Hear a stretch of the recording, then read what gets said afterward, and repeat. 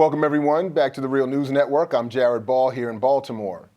Joining us now to discuss class, race, Bernie Sanders, and reparations is University of Pennsylvania professor of political science and expert on class, race, and North American politics, Adolph Reed. Reed is the author of many publications, including a kind of personal favorite, the classic Stirrings in the Jug, Black Politics in the Post-Segregation Era. Welcome, Dr. Reed, back to the Real News Network. Oh, hey, it's my pleasure. It's always good to be in contact.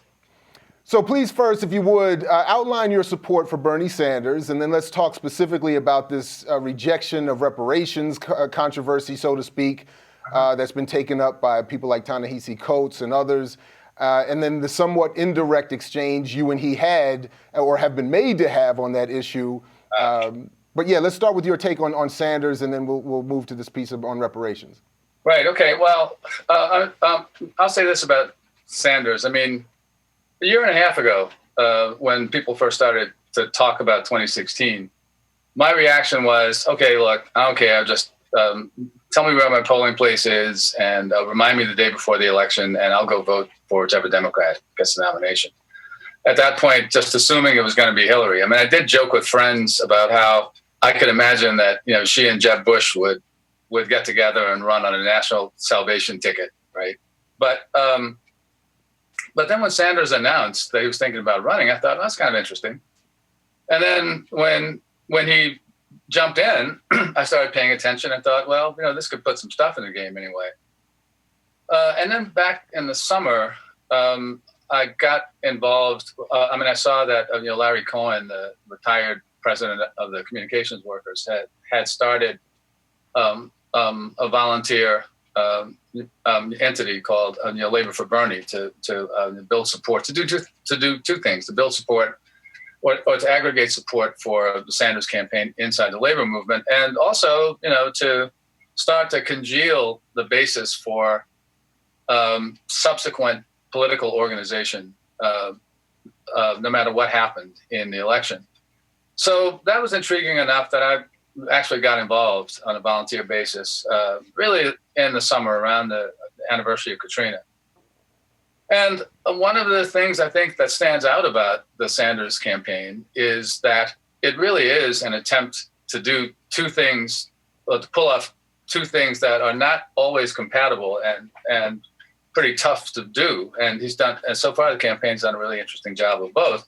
That is, make a serious electoral effort and challenge, which we have seen now from what happened in Iowa and most recently, last night in New Hampshire, is serious, but also to combine that with a movement building approach to organizing. And that's been really exciting and key to watch. And, for me, an iconic moment was when in that, whichever debate that was, right after the Paris bombings, when the moderator asked Sanders with regard to the College for All Act and this platform of free public higher education, which is something I've been involved with for a long time. The moderator asked him whether it wouldn't be wasteful, since 1/3 of people going to college don't ever graduate.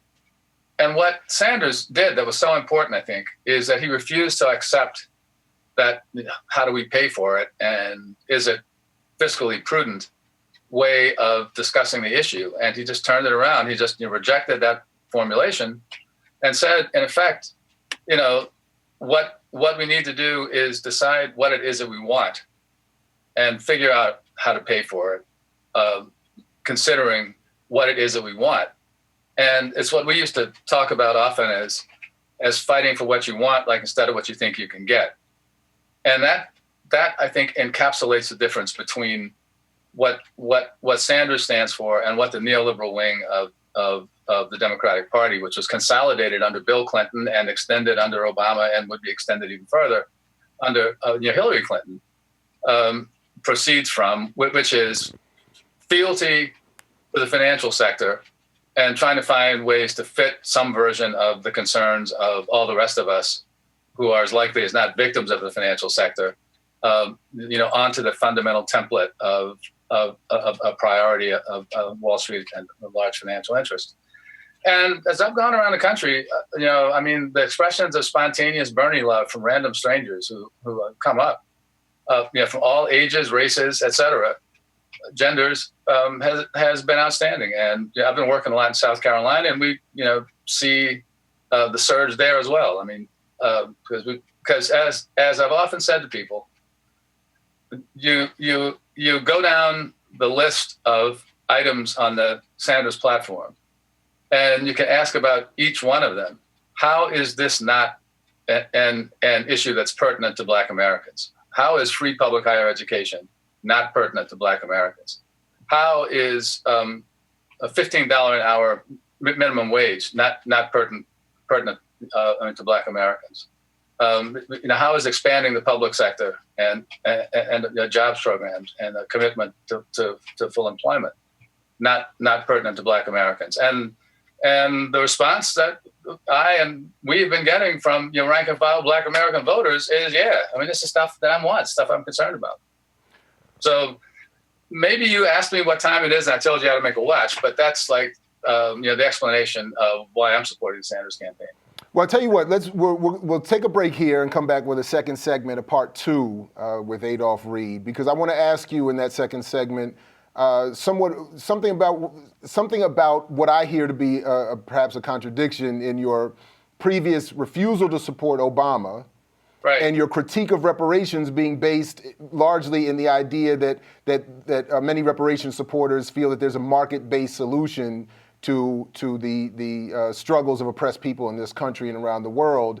And I wonder if that's not the same thing that could be said about Bernie Sanders' campaign and his approach to solving the problems that we face as well. But we'll take that up in the second segment here at The Real News with Professor Adolph Reed, right here at The Real News.